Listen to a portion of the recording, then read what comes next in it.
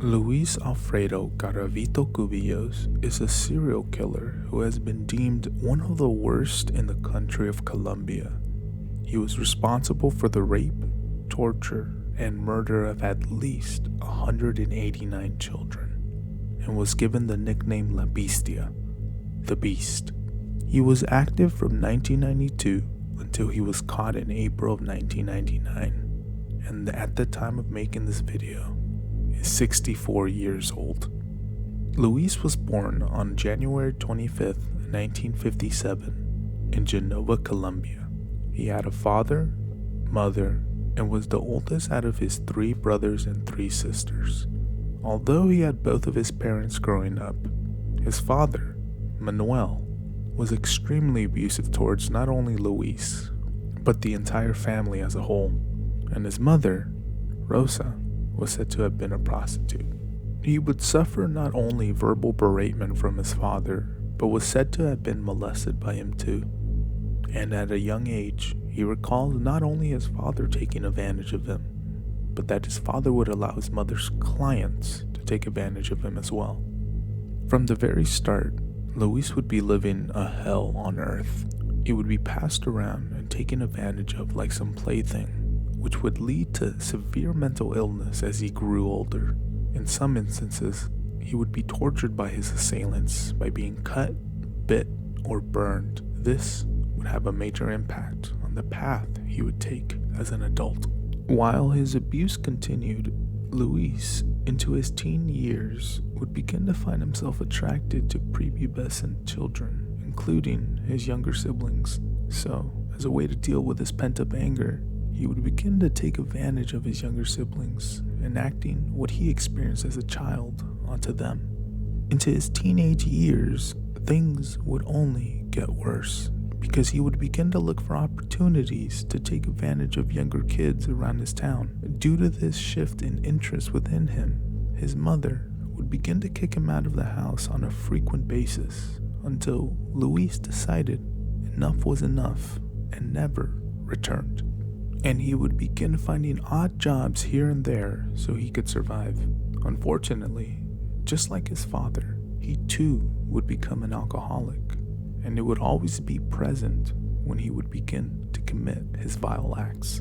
Due to the absolute hell Luis endured during his younger years, he would end up plagued with severe mental illness. As a result, he couldn't hold down a job for very long, and was in a perpetual state of drifting, alcoholism, and taking advantage of any children that would catch his interest. His sexual preference would be towards young children, though there were instances where he would begin relationships with women of his age, and even claims that he treated them fairly well. But these wouldn't last long, because he was suffering from psychosis and depression by the time he escaped from his childhood home, and it would wreak havoc on his private life. He would then turn his focus on the continued abuse of young children that were homeless or living in great poverty. This was his preferred way of finding his victims, by frequenting poverty-stricken districts where he could lure children with promises of food or money. And his pattern would consist of finding a child at least once a month. At one point, during the late 1970s, Luis attempted to commit suicide, but ultimately survived and ended up spending at least 5 years in and out of psychiatric facilities in Colombia. By the late 1980s, his molestation of children would graduate to torture, and he began enacting the same pain he was subjected to by cutting, biting, or burning the children he overpowered. He obviously received great sexual gratification from these vile acts, and needed extreme mental help at this point, though his behavior would only grow to become far worse. It turns out he was very interested in Satanism, and would begin practicing rituals based on what he would find in books. At one point, he even stumbled across Hitler's autobiography, and when you think about it, Satan and Hitler have a lot in common. Almost as if drunk on the idea of power, Luis began to idolize Hitler, and it seemed that Luis's only form of having power would be when he was overpowering young boys to satisfy his dark urges. Although what he was already doing to children was deserving of never seeing the light of day again, he would begin to escalate to killing his victims as the ultimate act of dominance. His first kill would be on October 2nd, 1992. His victim would be a 13-year-old boy by the name of Juan Carlos. Luis claims he doesn't know what overcame him that night or why he began killing, only describing the motive as the moon invoking a strange force onto him that inevitably led to taking the life of young Juan Carlos. With a rope and butcher knife in tow, he offered the young boy work for money, and after gaining the trust of the young man, he led the boy out of Humandi, a municipality within Colombia where the boy resided, and it was then that Luis overpowered the boy and had his way with him. Juan Carlos was later discovered tortured, beaten, and dead. This was the beginning of a long string of abductions and missing children in Colombia, who would be found in similar states such as Juan Carlos, because just 6 days later, Luis would strike again, this time on a 12-year-old boy by the name of John Alexander Penaranda. Luis claims that he would use alcohol as a means to deal with the urges inside of him, but that it was never enough to fully impede what he truly wanted, power over another human being. It became a compulsion that he leaned directly into. His preference was for young boys between the ages of 6 and 13 who came from poverty and would easily be bribed with money, candy, or promises of work. Luis knew exactly where to find his victims and created a system so he couldn't catch suspicion. He would use a variety of disguises such as a farmer, a homeless man, a street vendor, a priest, a school teacher, or an elderly man. Obviously, he had enough sense to understand that what he was doing was wrong and went to great lengths to continue his horrific way of life at any cost. And his method of remaining under the radar would be successful for years without anyone taking notice due to the disappearances of these young boys never being reported. Though, during the year 1997, the authorities would begin to make moves to identify who was killing these young men after a mass grave was uncovered in Pereira, Colombia. With as many as 41 children's remains uncovered, it prompted police to begin investigating. These children were so brutally murdered that the authorities initially speculated that a satanic group or potentially child traffickers were to blame. And during that time, they wouldn't have thought that just one man would be behind these heinous acts. What's more, police began noticing that these slayings were confined to not one single area, and that the remains of young boys were popping up all around Colombia, all having distinct similarities in how they died. One of the final events that brought authorities to Luis's trail is when he murdered 3 boys within a span of 2 days near a sugarcane field. The police became aware fairly quickly and began investigating. This would help them retrieve the murder weapon, which was only a few meters away from both crime scenes. To make matters worse for Luis, he had caused a fire near the sugarcane field when he fell asleep with a cigarette in his mouth, assumedly after he had abducted and killed the 3 boys. This not only left Luis severely burned, but forced him to leave behind substantial evidence, namely his burnt glasses, shoes, money, and underwear, which investigators used to gather information on who the serial killer could be. They identified that the perpetrator walked with a limp and suffered from astigmatism in their left eye, which is when your eyes can't properly reflect light and it causes a glow around objects you look at. And soon, the lead investigator of the case, Aldemar Duran, began to suspect Luis was responsible for the horrible murders of these children.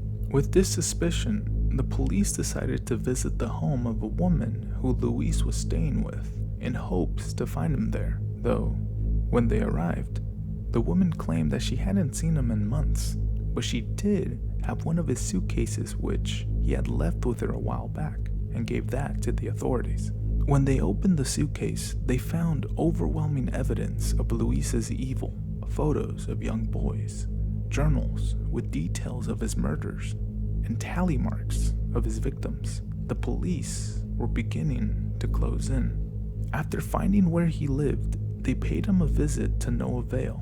Luis wasn't home and was suspected to be looking out for his next victim. They had to act fast.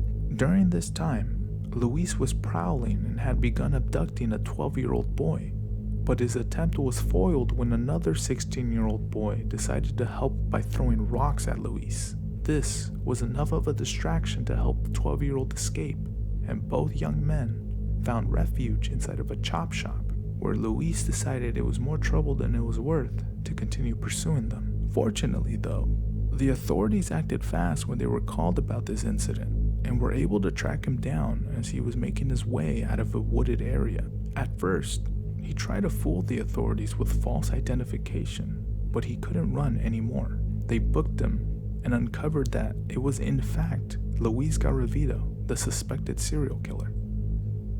On April 22, 1999, Luis was arrested and brought in for questioning. They presented him with the overwhelming evidence uncovered within his suitcase, but he would insist on his innocence and lack of involvement in any of the heinous details written in his journals. Seeing that he wasn't going to cooperate, the authorities matched DNA found on his victims to that of Luis. And if that wasn't enough, they even matched the glasses that were found at one of his crime scenes to the visual condition he suffered in one eye, astigmatism, which apparently only occurs in men of a certain age. Luis would eventually confess to murdering at least 189 children, but there is speculation that his victims would reach more than 200, and he was given the nickname La Bestia, or the Beast. In total, he would be given 1,853 years in prison, though the Colombian justice system at the time limited imprisonment to 40 years maximum. If that wasn't enough, Luis would bargain for a lesser sentence of 22 years since he helped authorities find many of his victims' bodies. This is due to the fact that the Colombian justice system had no established precedent for any crime of this magnitude. It just never occurred to them that there would be such a monster capable of committing these acts. As of making this video, they have raised the maximum sentencing for such a crime to 60 years in prison. Definitely a step up to accordingly punishing, capable of harming a defenseless child.